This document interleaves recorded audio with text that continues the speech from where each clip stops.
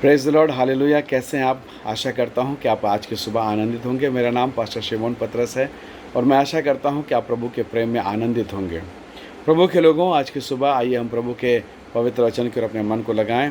दूसरा कुरिन्थियों वचन 11 पद 30 कहता है, यदि घमंड करना अवश्य है तो मैं अपनी निर्बलता की बातों पर घमंड करूँगा। प्रभु के लोगों, प्रेरित पौलुस जब सेवकाई करता है तो कुरिन्थियों की कलीसिया ने उनसे प्रश्न पूछा, उनसे सवाल किए कि आप कैसे प्रभु के दास हैं, कैसे प्रेरित हैं। और तब पौलुस जो है वो कहता है कि मैं प्रेरितों में सबसे छोटा हूँ, और वो अपने जीवन की कठिन यात्राओं के बारे में बताता है। वो बताता है, यहाँ पर लिखा है, विशेषकर मैं दूसरा कुरिन्थियों 11 का 25 मैं आपके सामने रखूँगा। यहाँ कहता है, 3 बार मैंने बेत खाई, 1 बार मुझ पर पथराव किया गया, 3 बार जिस जहाज पर मैं चढ़ा वो टूट गए, और 1 रात दिन मैंने समुद्र में काटा। इस प्रकार से पौलुस जो है, जब कुरिन्थियों से कलीसिया उसे प्रश्न पूछती है तो वो अपने दुखों का जिक्र करता है।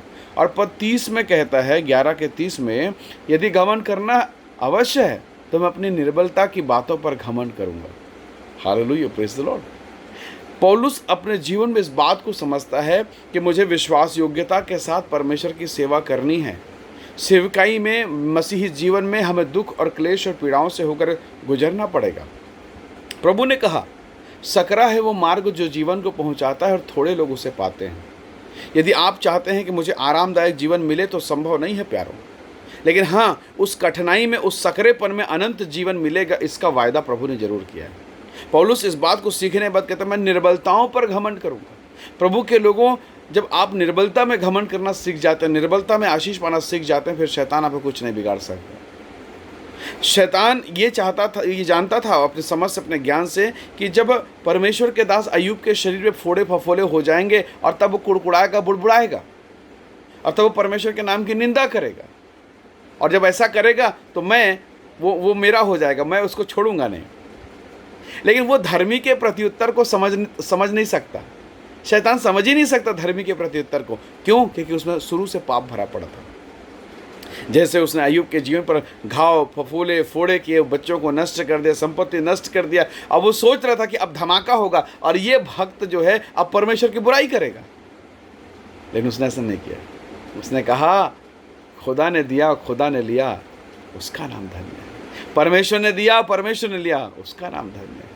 Praise the Lord, hallelujah. शैतान को भागना पड़ गया।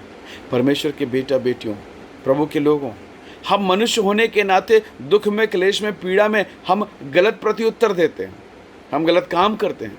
पौलुस के जीवन को देखिए, कष्ट उठाकर वो यीशु के क्रूस को उठाता है, सच्ची निष्ठा, सच्ची सेवकाई करता है। अय्यूब कहता है, प्रभु ने दिया, प्रभु ने लिया, उसका नाम धन्य है।